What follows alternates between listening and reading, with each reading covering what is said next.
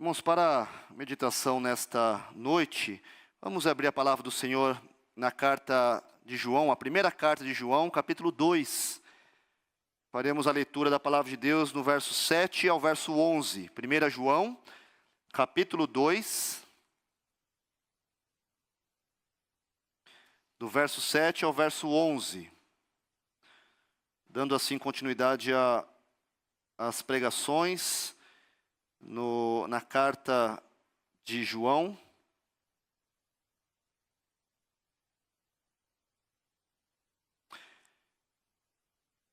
Primeira carta de João, capítulo 2, do verso 7 ao verso 11. Diz assim a palavra do nosso Deus: Amados, não vos escrevo mandamento novo, senão mandamento antigo, o qual desde o princípio tivestes. Esse mandamento antigo é a palavra que ouvistes. Todavia vos escrevo um novo mandamento, aquilo que é verdadeiro nele e em vós, porque as trevas se vão dissipando e a verdadeira luz já brilha. Aquele que diz estar na luz e odeia seu irmão até agora está nas trevas. Aquele que ama a seu irmão permanece na luz, e nele não há nenhum tropeço. Aquele, porém, que odeia a seu irmão está nas trevas, e anda nas trevas, e não sabe para onde vai, porque as trevas lhe cegaram os olhos. Pai de amor, nós ansiamos pela Tua palavra, lida, que será explicada, e queremos, ó Deus, em nome de Jesus, que também seja aplicada nos nossos corações. Queremos sair daqui melhores do que entramos, mas não apenas ter uma vida melhor, e sim um testemunho verdadeiro da fé que recebemos em Cristo Jesus. Queremos sair daqui, ó Deus, mais e mais motivados e convictos da nossa nova vida em Cristo.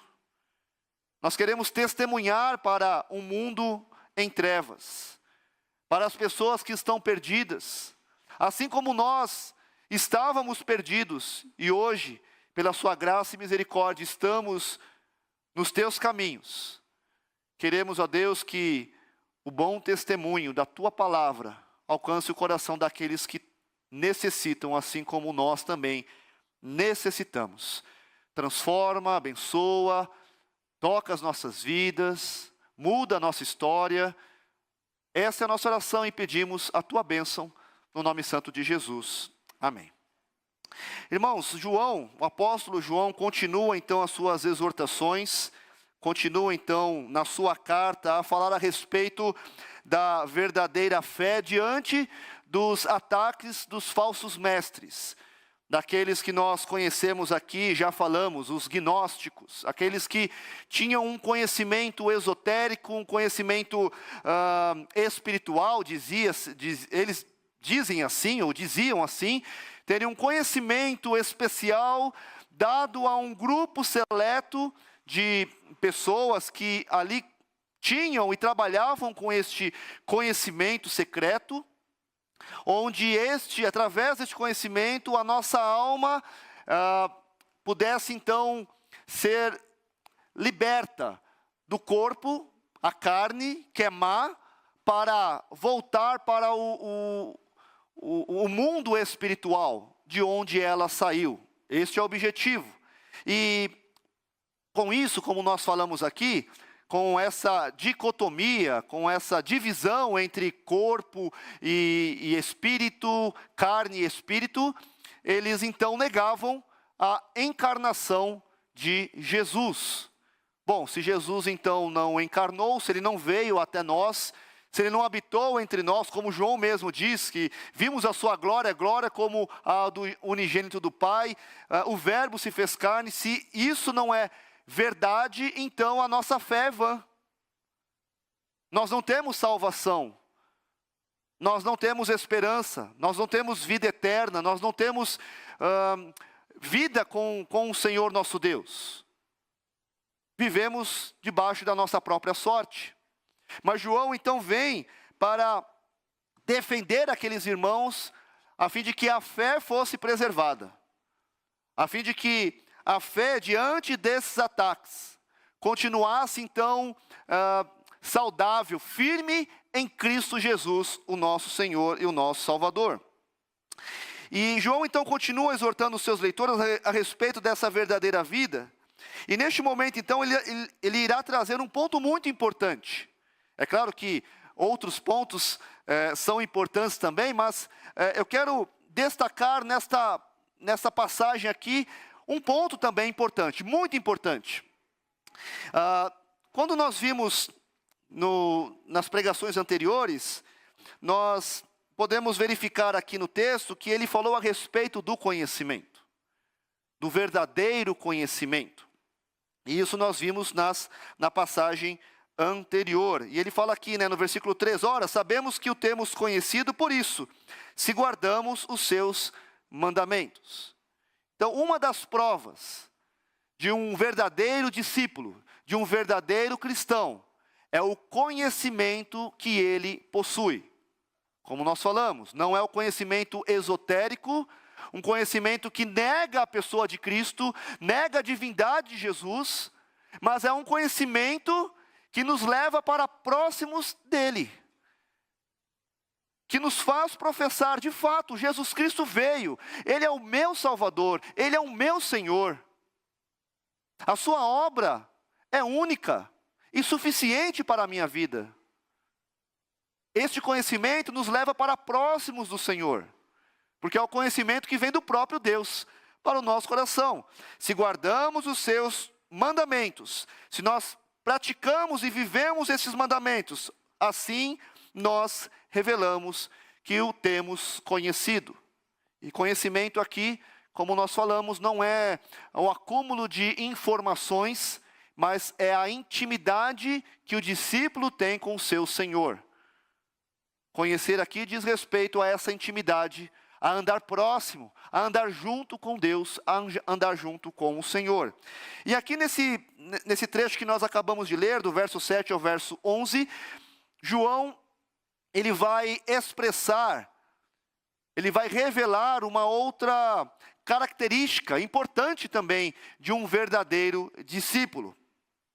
E esta verdade está afirmada em um mandamento, ou essa característica está afirmada em um mandamento que, segundo João, o discípulo amado, o apóstolo do amor, ele diz que é ao mesmo tempo antigo e novo.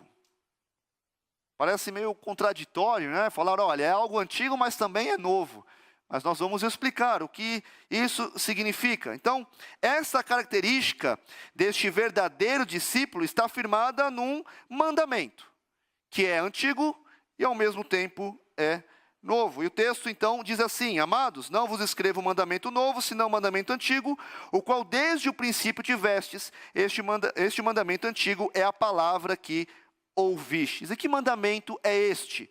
É o mandamento do amor. É o mandamento do amor.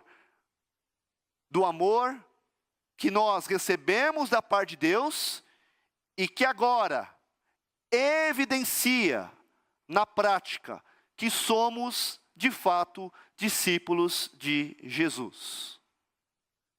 Se você é um discípulo de Jesus, se nós somos uma igreja formada por discípulos de Jesus, essa característica ou esta marca não pode faltar entre nós. Não apenas entre nós, mas na nossa vida, nos nossos relacionamentos, no trabalho, na rua e até mesmo com os nossos inimigos. Se é que de fato você tem algum inimigo nessa vida. Se você tem, a nossa obrigação é amar este inimigo e orar por ele, assim como Jesus ensinou. Mas que mandamento é este? É o mandamento do amor. Uma palavra antiga dada pelo Senhor a Moisés. E essa palavra está registrada lá em Levítico, capítulo 19. Versículo 18 especificamente, mas eu gostaria de ler aqui os versos anteriores, do verso 9 até o verso 18. E diz assim então, Levítico 19, de 9 a 18. Quando você fizer a colheita da sua terra, não colha totalmente o canto do seu campo, nem volte para recolher as espigas caídas. Não seja rigoroso demais ao fazer a colheita da sua vinha, nem volte para recolher as uvas que tiverem caído no chão. Deixe-as para os pobres e estrangeiros. Eu sou o Senhor, o Deus de vocês. Antes de nós continuarmos aqui, é importante nós darmos o contexto. Moisés recebe da parte do Senhor orientações a respeito dos relacionamentos que o povo teria durante a sua caminhada na terra, que o Senhor havia separado para ele, para o povo. Então, Deus está aqui regulando essas relações. Relação com o pobre, relação com o estrangeiro, relação com o próximo. Então, esses mandamentos, ou esses preceitos estão relacionados a este contexto. Contexto onde Deus está ensinando o povo com relação, ou a forma como ele deveria se relacionar com outros povos e também com o seu próximo. Então, nessa primeira parte, do verso 9 e 10, o que nós aprendemos aqui? Que nós devemos praticar a generosidade, colocando o cuidado pelo próximo acima do interesse próprio. Levítico 19, 11 e 12 diz: não furtem, não mintam, nem usem de falsidade uns com os outros. Não façam juramentos falsos pelo meu nome, pois vocês estariam profanando o nome do seu Deus. Eu sou o Senhor. Aqui o texto está nos ensinando: viva com integridade, sendo honesto em todas as suas ações e palavras, honrando a Deus com verdade e sinceridade. Versos 13 e 14, não oprima nem roube o seu próximo, que o pagamento do trabalhador diarista não fique com você até amanhã seguinte. Não amaldiçoe o surdo, nem ponha tropeço diante do cego, mas tema o seu Deus. Eu sou o Senhor.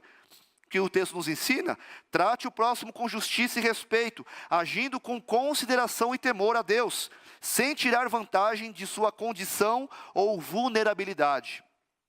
Versos 15 e 16, não seja injusto ao julgar uma causa, nem favorecendo o pobre, nem agradando o rico. Julgue o seu próximo com justiça.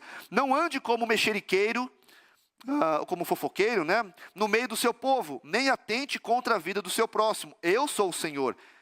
O que nós aprendemos? Pratique a justiça de forma imparcial e seja cuidadoso com as suas palavras, valorizando a vida e a dignidade do próximo. E versos 17 e 18 diz: não guarde ódio no coração contra o seu próximo, mas repreenda-o e não incorra em pecado por causa dele. Não procure vingança, nem guarde ira contra os filhos do seu povo, mas ame o seu próximo como você ama a si mesmo. Eu sou o Senhor. Que nós aprendemos: deixe o ódio e a vingança de lado, amando o próximo como a si mesmo. Interessante que o Senhor Deus dá as orientações e ele termina dizendo: ame o próximo como a ti mesmo, ou como a si mesmo. Quem é que deseja o mal para si mesmo? Quem é que deseja passar por privações, ou injustiça, ou falsidades, mentiras? Quem é que deseja ser o necessitado? Somos sim necessitados, precisamos uns dos outros, mas diante da necessidade, será que nós gostaríamos de agir de uma forma que a nossa necessidade não fosse atendida? E para que nós não caiamos nesse pecado, Deus então diz ao povo: ame o seu próximo como a você se ama, como você ama a si mesmo. Ou seja, se você ama a si mesmo, logo você sabe que a necessidade, ela traz um aperto, não apenas no seu coração, mas traz prejuízos para o seu corpo, porque você está sem aqueles recursos necessários para a subsistência da vida. Bom, se eu não quero passar necessidade, eu amo a mim mesmo, e este amor deve ser expressado ao próximo, logo eu não vou cerrar a minha mão, logo eu não vou ser egoísta, logo eu vou abrir o meu coração para que o pobre, o necessitado, o surdo e qualquer outro que necessite de ajuda, de auxílio, seja amparado. Porque este amor que eu tenho por mim mesmo é o amor que eu devo ter para com o meu próximo. Esse é o mandamento antigo, o mandamento do amor. Ame o seu próximo como você ama a si mesmo. E nós sabemos, queridos, que a lei do Senhor é perfeita. A lei do Senhor é pura e ela restaura a alma. O testemunho do Senhor é fiel e dá sabedoria aos simples, como o Salmo 19 mesmo diz. E essa era a vontade do Senhor para o seu povo. Que o povo então vivesse firmado neste amor.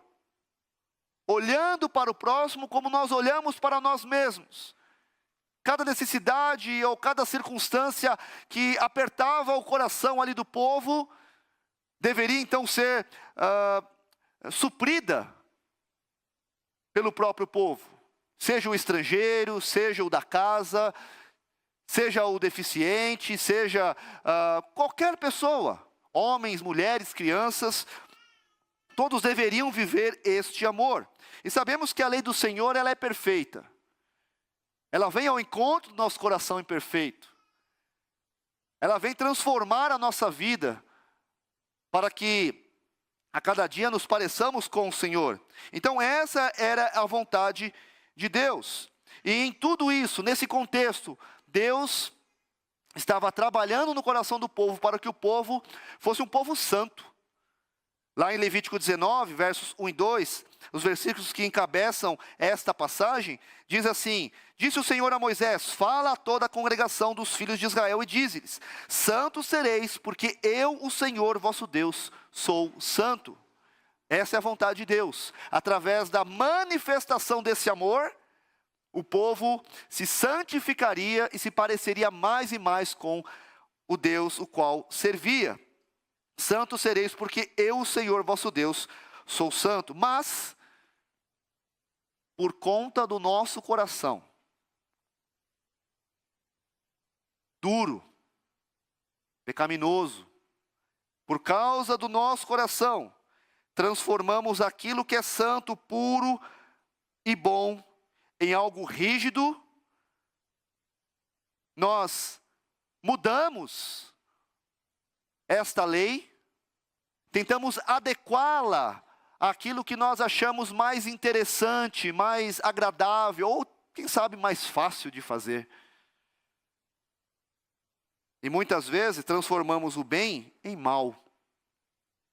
Como Jesus mesmo, ao se encontrar com aquele intérprete da lei, um fariseu, um homem que interpretava, um homem que estudava, um homem que aplicava a lei de Deus ao povo, assim nós somos muitas vezes.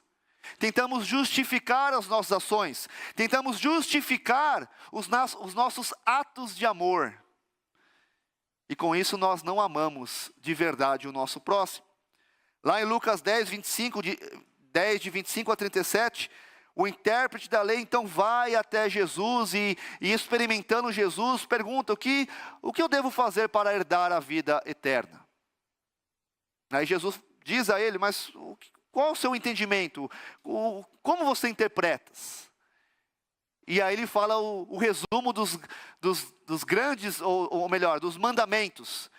Os dois grandes mandamentos: amar o Senhor com todo o coração, está aí, né? Amarás o Senhor teu Deus com todo o coração, toda a sua alma, todas as suas forças, todo o seu entendimento.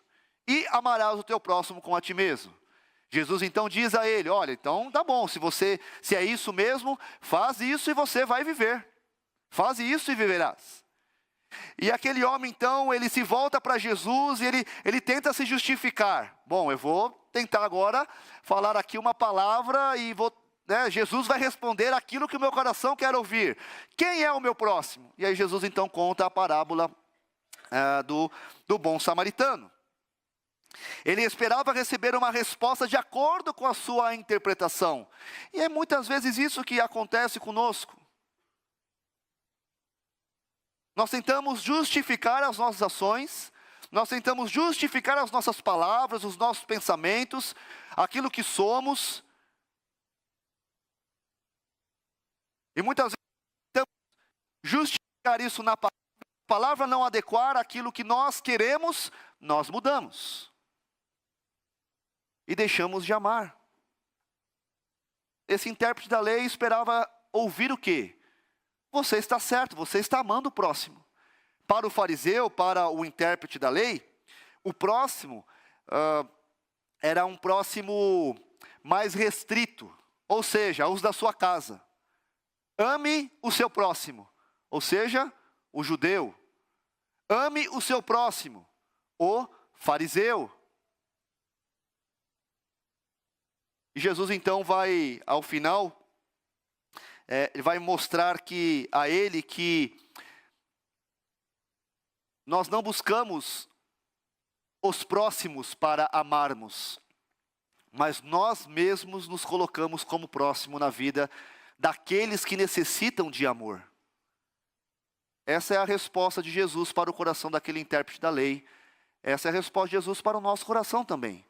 Nós nos colocamos como próximo para que o amor de Deus se aproxime daqueles que tanto precisam conhecer o grande amor do nosso Senhor.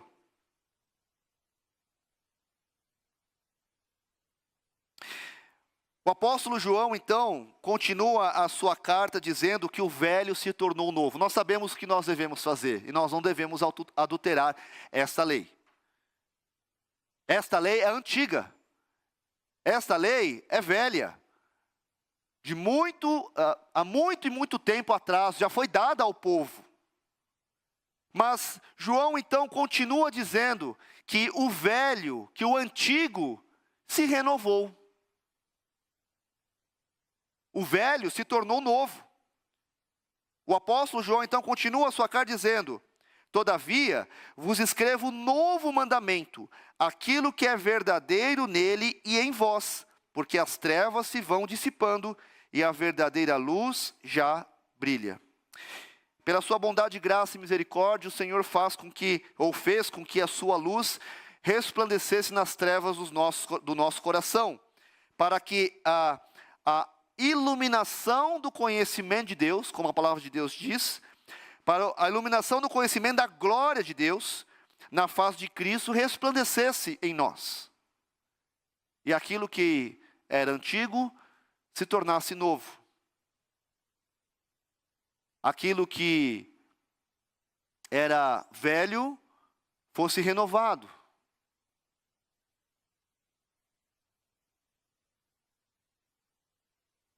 O antigo mandamento de amar o próximo ganha uma nova roupagem, deixando assim todo o legalismo, a frieza, a adulteração, para ser vivido e desfrutar de um modo livre, de um modo coerente, de um modo verdadeiro, de um modo transformador em Cristo Jesus. E de fato nós recebemos essa nova vida. A palavra de Deus diz que se alguém está em Cristo é nova criatura. As coisas antigas já passaram, eis que se fizeram novas. E nessa nova vida nós temos a oportunidade de amar como Ele nos amou. Nós muitas vezes perdemos a consciência desse glorioso amor por nós, sendo nós ainda pecadores que merecem a morte, a condenação, o inferno. E Deus em Cristo Jesus nos amou a ponto de entregar Jesus Cristo para morrer na cruz por nós. Nessa nova vida nós temos a oportunidade de amar como Ele nos amou. Que glória! Que maravilhosa bênção! Nessa nova vida em Cristo, amar como o Senhor me amou.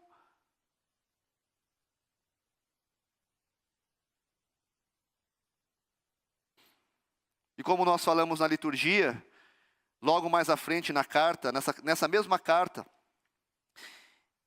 ele afirma essa verdade. Nós amamos, porque Ele nos amou primeiro. A referência não é mais a lei. A referência é aquele que cumpriu a lei. A referência agora é Jesus. Você não pode chegar diante do seu irmão, ou diante de Deus, ou diante das pessoas e dizer assim: olha, eu não sei como amar. Sabe sim. Se de fato você é um discípulo de Jesus, você sabe como você deve amar o seu irmão, como você deve amar as pessoas, como você deve amar até mesmo o seu inimigo, como já falamos. Amar como Cristo te ama. Essa é a referência. Cristo nos ensina então no Sermão do Monte: ouvistes o que foi dito. Os antigos diziam assim, ensinavam dessa maneira: amarás o teu próximo e odiarás o teu inimigo. Mas Jesus vem e diz: eu porém vos digo, amai os vossos inimigos, orai pelos que vos perseguem, para que vos torneis filhos do vosso Pai Celeste. Porque Ele faz nascer o seu sol sobre maus e bons, e vir chuva sobre justos e injustos. Por quê? Se amardes o que vos amam, que recompensa tendes? Que diferença irão fazer? Não fazem os publicanos também o mesmo? E se saudardes somente os vossos irmãos, que fazeis demais? Não fazem os gentios também o mesmo? Em outras palavras,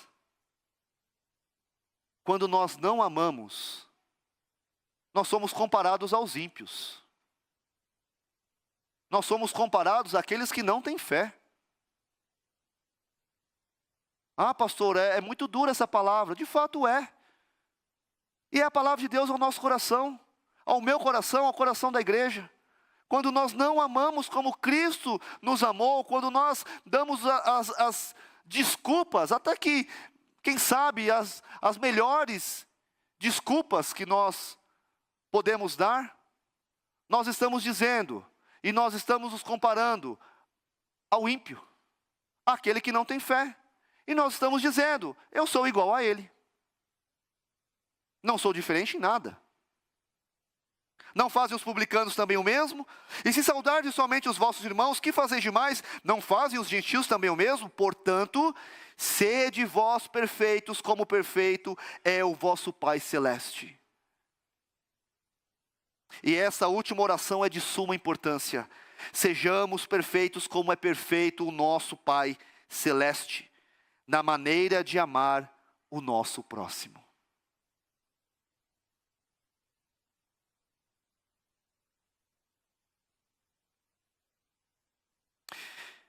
E o auge do ensino sobre o novo mandamento nesta carta encontramos no próprio Evangelho de João. Como nós lemos na nossa liturgia, Jesus afirma: novo mandamento vos dou, que vos ameis uns aos outros, assim como eu vos amei, que também vos ameis uns aos outros. Nisto conhecerão todos que sois meus discípulos, se tiverdes amor uns aos outros. O antigo mandamento se renova em Cristo. Antes era a lei, agora é Cristo Jesus quem nos ensina a amar. A novidade não está na letra, pois deste modo continua antigo, mas na referência, no modo como devemos amar uns aos outros. Assim como eu vos amei. Jesus subiu àquela cruz, ele foi escarnecido, ele foi esbofeteado, recebeu coroa de espinho. Quando teve sede, deram vinagre para ele beber. Imagina só o corpo de Jesus ali naquela cruz pregado, suas mãos, os seus pés, aquela dor imensa.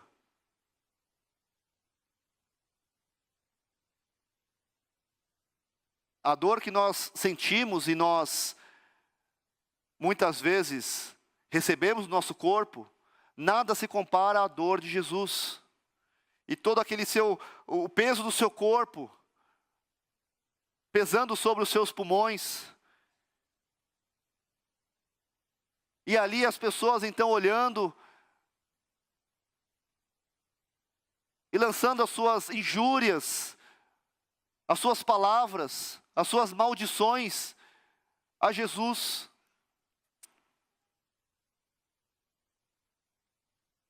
tudo isso por amor. Será que diante desta grandiosa e gloriosa obra, seríamos corajosos o suficiente para vivermos uma vida egoísta? Eu já recebi o amor, está aqui no meu coração.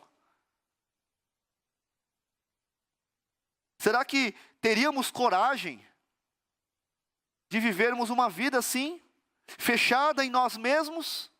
Já estou garantido, já recebi desse amor, já estou no céu, já estou com Jesus nas moradas celestiais, e não expressar? Não fazer com que outros conheçam, não fazer com que outros desfrutem desta grandiosa bênção? Os gnósticos não amavam como os cristãos amavam. O que mais importava era libertar a alma. O corpo, não importa o que você fará com o seu corpo. Entregue-se ao pecado, entregue-se aos prazeres. Viva uma vida assim, longe das coisas boas e belas. Porque o corpo não importa. O que importa é a alma. E com isso, faziam com que o corpo fosse contaminado com os mais terríveis pecados. Onde está o amor? Quando você vê alguém se afundando em pecado, eu estou garantido. E se ele realmente é um salvo, Deus vai dar a ele os recursos para que ele seja salvo. Não, mas eu estou garantido. Era isso que os gnósticos faziam. É isso que eles produziam e incentivavam a vida em pecado. Com relação a Jesus, não, você não precisa de Jesus, você precisa do conhecimento.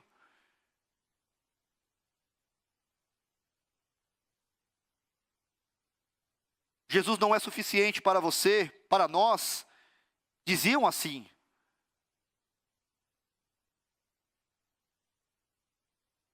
Você não precisa do amor de Cristo.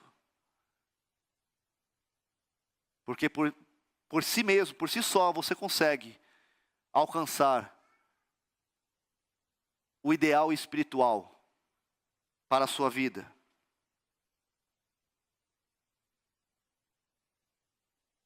Os gnósticos assim julgavam, possuir esse conhecimento, mas na expressão da verdadeira fé, que nos faz olhar para Cristo e o seu amor para conosco, para com seu povo, que coletivamente se manifestou,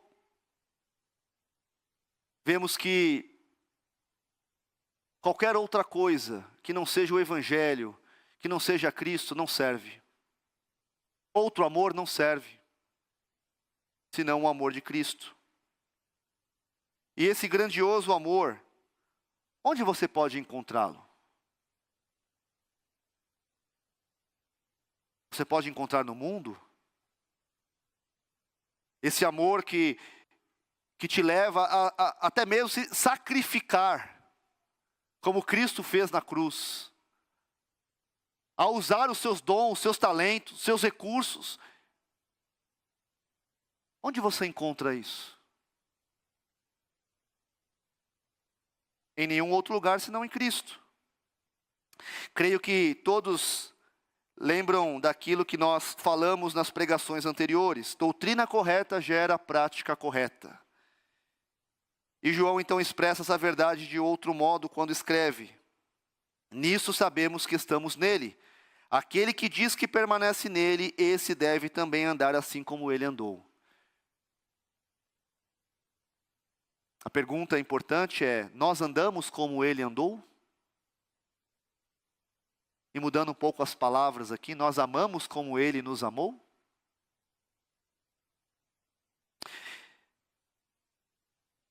Assim não basta saber o que precisamos e devemos fazer, é necessário viver.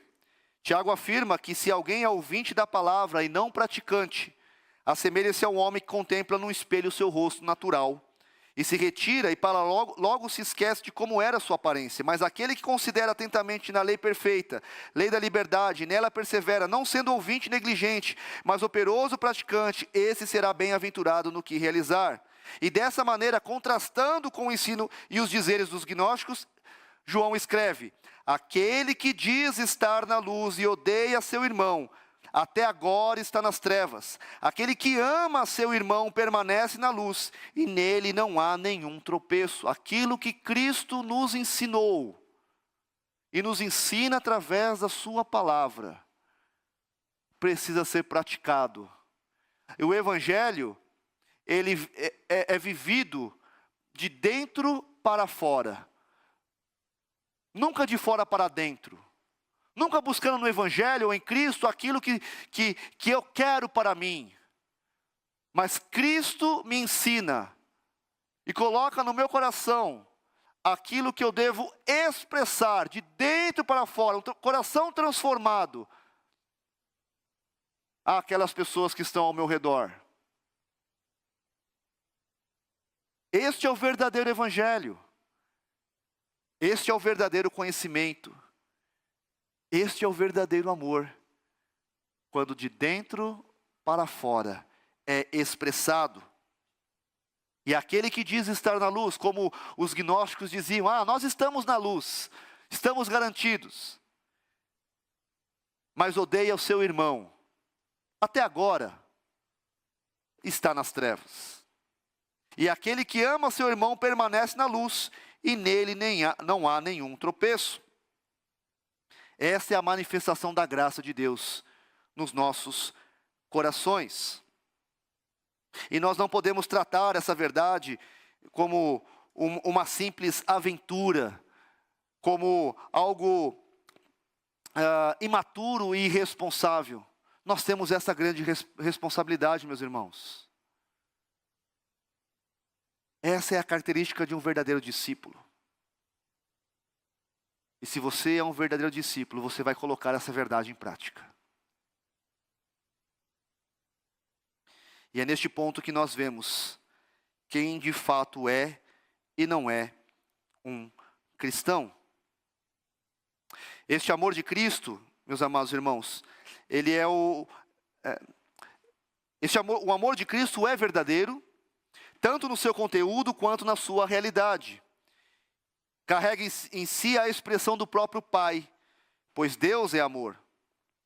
E como 1 Coríntios diz, este amor é paciente, bondoso, não arde em ciúmes, não se envaidece, não é orgulhoso, não se conduz de forma inconveniente, não busca os seus interesses, não se irrita, não se ressente do mal, não se alegra com a injustiça, mas se alegra com a verdade. Tudo sofre, tudo crê, tudo espera, tudo suporta. O amor jamais acaba. É este amor que está presente na sua vida? Pergunta que nós precisamos responder no mais profundo do nosso ser. É o amor de Cristo? Ou é um amor interesseiro? É um amor real e visível? Ou um amor falso e velado? E o texto diz assim, que aquele que ama seu irmão permanece na luz, e nele não há nenhum tropeço.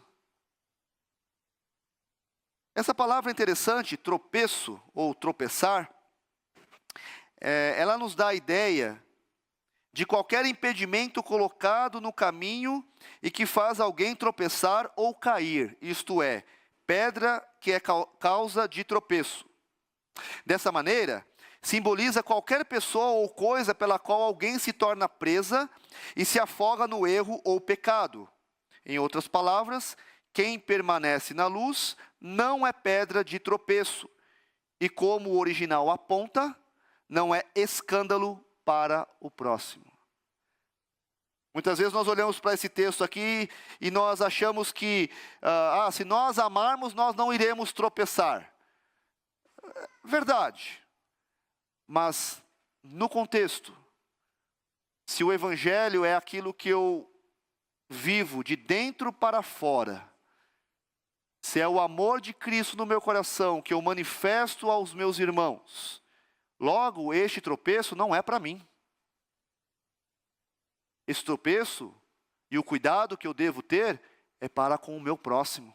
Porque se eu deixo de amar, eu sou pedra de tropeço para aqueles que estão ao meu redor.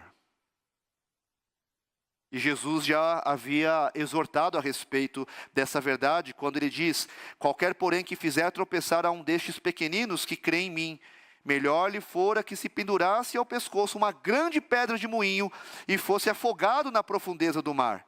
Ai do mundo por causa dos escândalos, porque é inevitável que venham escândalos. Aqui é a mesma palavra, escândalos, para a palavra que João usa aqui, tropeço, é a mesma palavra. Mas ai do homem pelo qual vem o escândalo. Portanto, se a tua mão ou teu pé te faz tropeçar, corta-o e lança-o fora de ti. Melhor é entrares na vida manco ou aleijado do que, tendo 2 mãos ou 2 pés, seres lançado no fogo eterno. Se um dos teus olhos te faz tropeçar, arranca-o e lança-o fora de ti. Melhor é entrares na vida com um só dos teus olhos do que, tendo 2, seres lançado no inferno de fogo. Quando eu não amo, eu sou pedra de tropeço para um dos pequeninos do Senhor. É inevitável que isso aconteça, mas ai daquele que produz o escândalo, o tropeço. E assim podemos entender o versículo final da passagem que diz: aquele porém que odeia seu irmão está nas trevas e anda nas trevas e não sabe para onde vai, porque as trevas lhe cegaram os olhos. Ele tropeça, mas faz com que outros tropecem também. Ai daquele que for pedra de tropeço para a vida, na vida de um dos pequeninos de Jesus. Qual o caminho que queremos trilhar? O caminho do amor ou o caminho do ódio?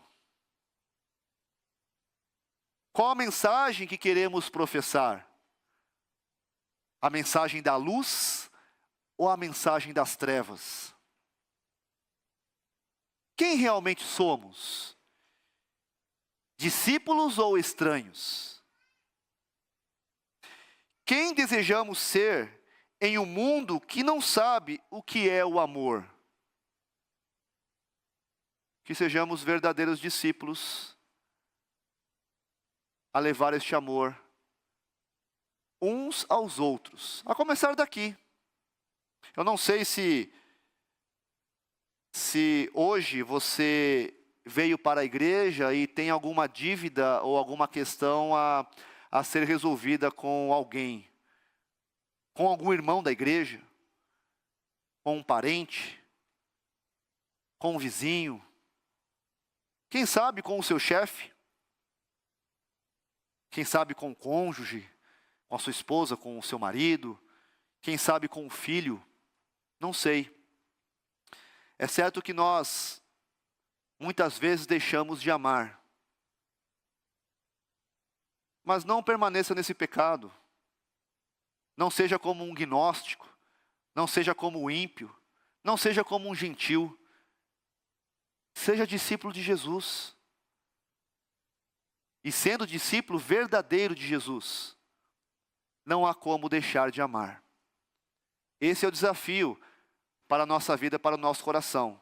Se há alguma dívida, se há alguma coisa que você precisa resolver, faça hoje. Não deixe para amanhã, não deixe para depois. Faça hoje, resolva hoje, para que a luz de Cristo venha brilhar no seu coração, na vida dessa igreja, e ao brilhar, nos leve a uma vida de glória, louvor e honra ao nome do Senhor. Sejamos discípulos do amor, assim como João o foi. Que Deus abençoe.